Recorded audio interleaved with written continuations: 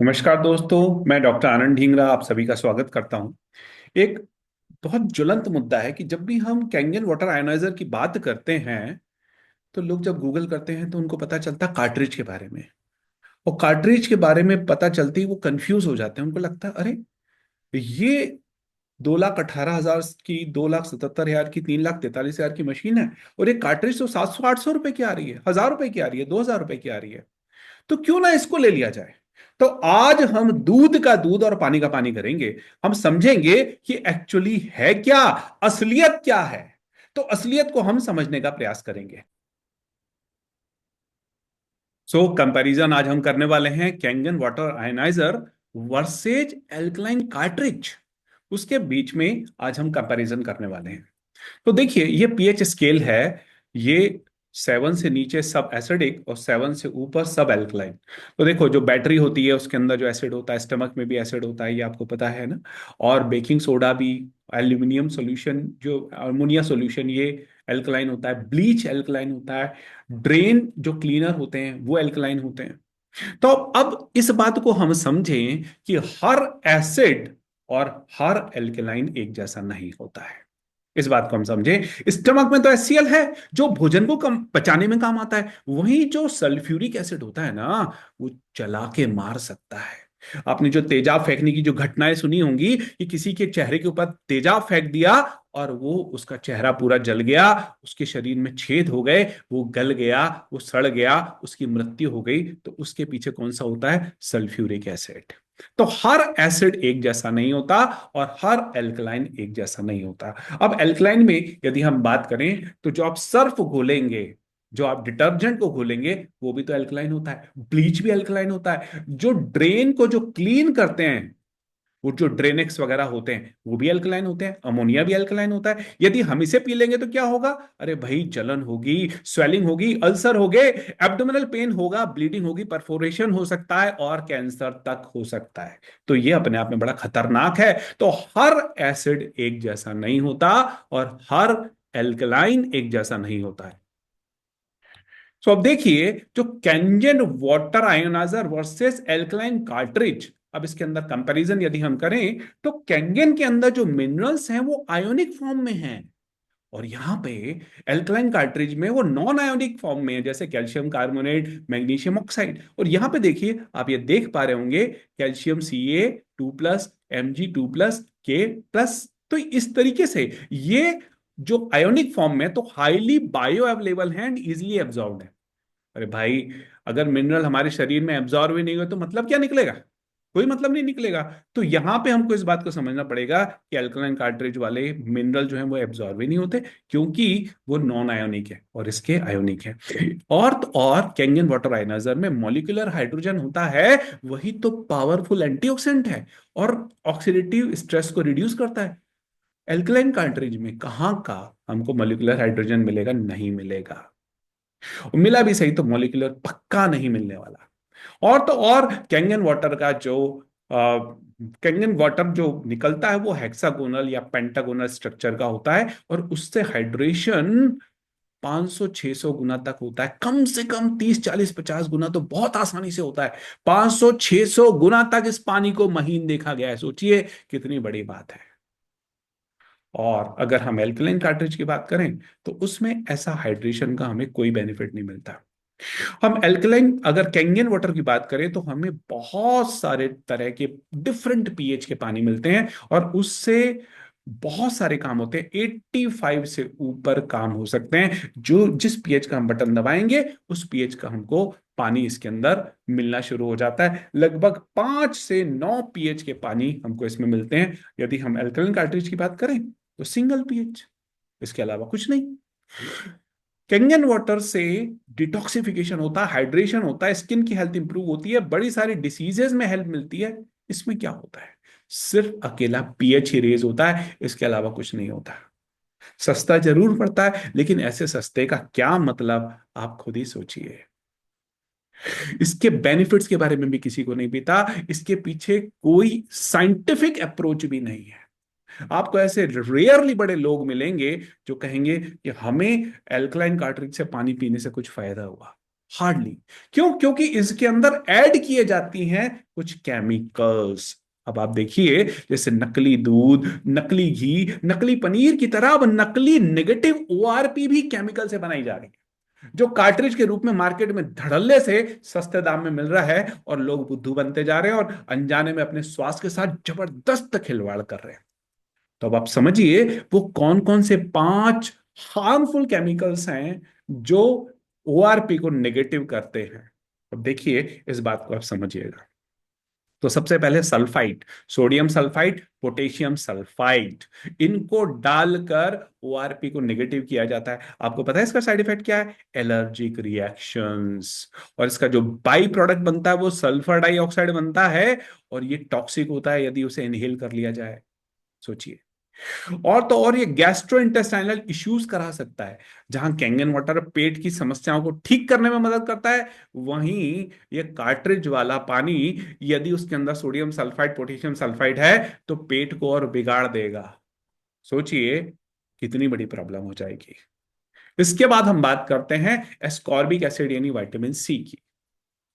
अब vitamin C का suppose to be किसी ने पाउडर डाल भी दिया, तो क्या वो पाउडर 2-4 दिन में बह नहीं जाएगा, समाप्त नहीं हो जाएगा? आप खुद ही सोचिए, अगर उसके कुछ ग्रेन्यूल्स डाल दिए, और ये तो वाटर सोल्यूबल होता है विटामिन सी, तो होता है कि नहीं होता, और उसने डाला 2-4 दिन में बह के समाप्त हो जाएगा। और अगर नहीं हुआ तो सोचिए कि अगर उसको पानी से लगातार टच में रहते रहते उन्हीं के जो पाउडर्स या ग्रेन्स के अंदर बैक्टीरिया, वायरस या फंगस लग सकती है, जो कितनी नुकसानदायक हो सकती है, ये आप समझ सकते हैं।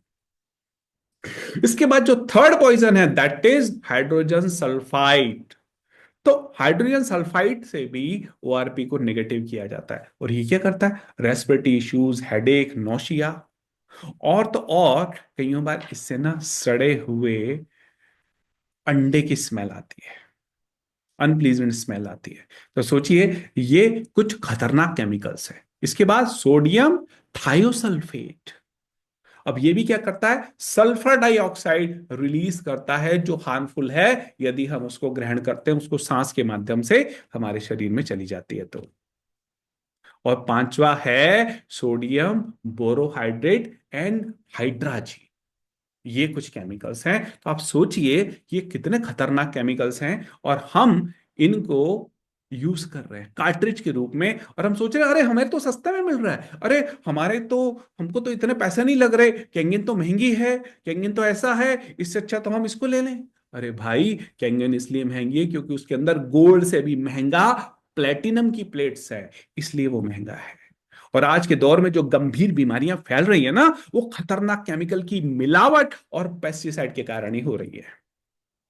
और इसका ऑल्टरनेट क्या है? अरे भाई, यदि आप चाहते हो तो गो फॉर इलेक्ट्रोलिसिस प्रोसेस वाली मशीन, जो कैंगन वाटर आयनाइजर है। यदि आपको कहीं झरने का पानी मिल जाए तो बहुत अच्छी बात है, पर वो मिलता कहाँ है? उसका हाइड्रोजन कितनी देर तक टिकेगा? बड़ा मुश्किल हो जाता है। यदि मिल रहा है तो बहुत अच्छी बात है, जो 99% लोगों की रीच में नहीं है। और हो सकता है वो इंडिया में मिल भी जाए तो वो कॉन्टामिनेटेड मिले, या फिर गंगा के उद्गम स्थल पे, गंगोत्री वगैरह वहां पे मिले, जब वहां पे लोग रहते हों, या गंगा जहां तक बड़ी साफ है वहां का ठीक है। इसके बाद क्या?